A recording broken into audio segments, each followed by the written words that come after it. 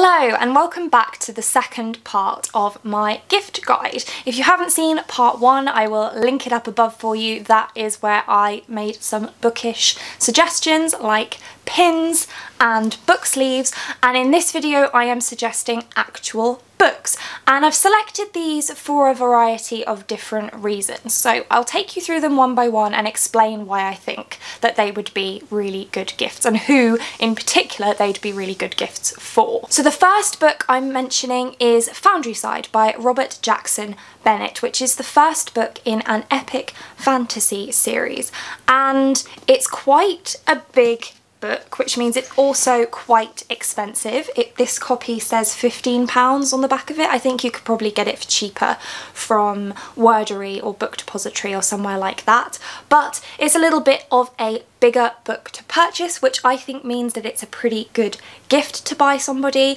and especially somebody who likes epic fantasy. This is a new epic fantasy series and one that I haven't seen lots and lots of people talking about, so I think if there's somebody that you know that really enjoys epic fantasy, this would be a really great choice. It follows a thief who steals an artifact that gets her into quite a lot of trouble, but the best thing about this book is the magic system. It's called scriving, and if you know the language of the scribes, you can write on any inanimate object and make it believe something different about itself. So for example, you can make a door believe that it can only open for one person.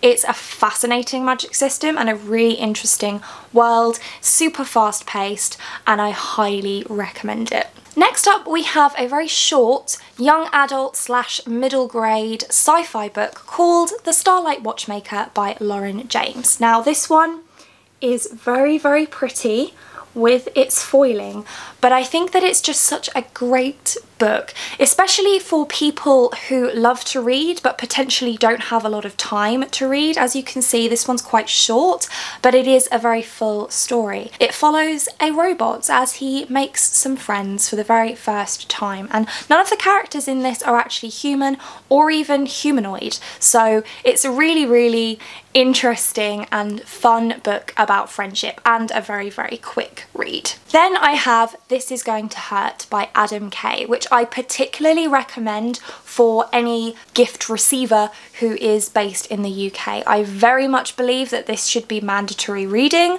for people in the UK because it gives a very in-depth inside look at the NHS and the medical profession in general and how it works, and it's also absolutely hilarious. It's very poignant, but it's delivered in a way that doesn't just make you incredibly sad, but it does deliver its point very well, and I just think that this is such an impactful book that it really should be read a lot more widely than it even is, and I think a lot of people have read this. Then something for those who like fantasy but don't necessarily want to make as big a time investment as with Foundry Side, I have Fire and Heist by Sarah Beth Durst. This is a standalone fantasy, which is quite unusual, which is what makes it really great as a gift, I think, because it allows somebody to either try fantasy for the first time or enjoy a fantasy book without having to commit to a massive series. This follows a character who is a wyvern, which is essentially a were-dragon, and as we all know, dragons very much enjoy treasure.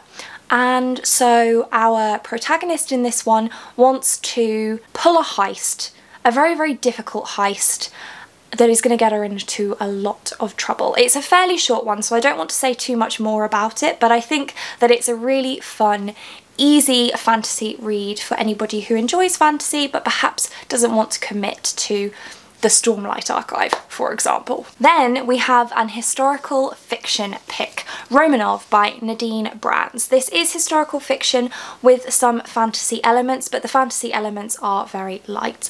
The first half of this book follows a pretty historically accurate, as far as I know, account of the Romanov family and what happened to them after Tsar Nikolai stepped down and abdicated, and it's very sad. What happened to the Romanovs is very sad. Say what you will about the Romanovs, but they were imprisoned and brutally murdered, and it was horrible.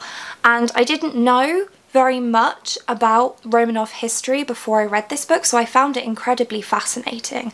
The second half of the book is a fantastical fictionalization of the author's, I suppose, version of what happened next. There's a lot of mystery and speculation about what happened next, and this is just the author's take on it, and it was very, very enjoyable, and I absolutely loved this book. It's also very, very beautiful.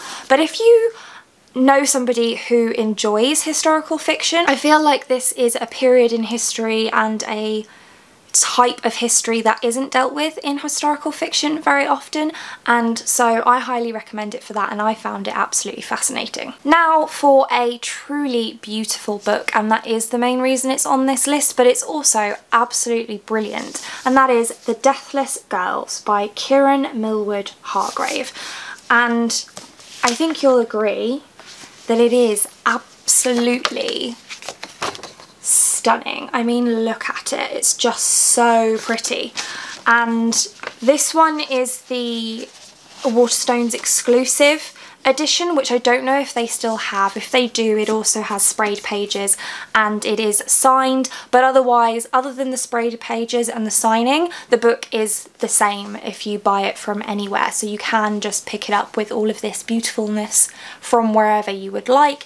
This is a gothic fantasy story that follows the brides of Dracula, so it's very, very different to anything I've ever read, at least, and I think that it makes a great gift because it's beautiful, it's also short, it's fantasy, it's gothic, it's based on a classic. I think that there is a lot to love about this one, and that's why it's on this list. Next, I want to talk about Daisy Jones and the Six by Taylor Jenkins Reid, which is also a very, very pretty book, but I think that this will work as a gift for a lot of people. It's about a fictional 70s band giving an interview about how they got together, what it was like being a band in the 70s, and how they eventually broke up. And it reads a lot like non-fiction. So if you have somebody who likes reading non-fiction and you want to try and get them into fiction a little bit, then this is a good one for that. If somebody likes fiction and wants to try moving towards non-fiction, then this is a good one for that too. And it's just really, really fascinating. It's a very quick read because it's written in the interview format, and I just think it makes a really, really great gift, in my opinion. And then finally, a couple of books that, even though they're technically marketed at a very young readership, they're perfect for adults and people of all ages too, and those are The Tea Dragon Society and The Tea Dragon Festival by Katy ONeil. These are graphic novels that are absolutely beautiful. The artwork in these is just absolutely stunning, and for that reason alone I think that they make great gifts, whether or not the person you buy them for is going to read them or not, whether they're a child, whether they're a teenager, whether they're an adult. I promise you they will love these because they're just gorgeous. I haven't read this one yet, but I have read this one, and it follows a character as she discovers what tea dragons are and how to look after them. And in case you're wondering, tea dragons are dragons that literally grow tea. It's very cute. They are adorable, and I highly recommend them as gifts because they're a little bit on the pricey side, especially if you go for the hardback versions, but 100% worth it in my opinion.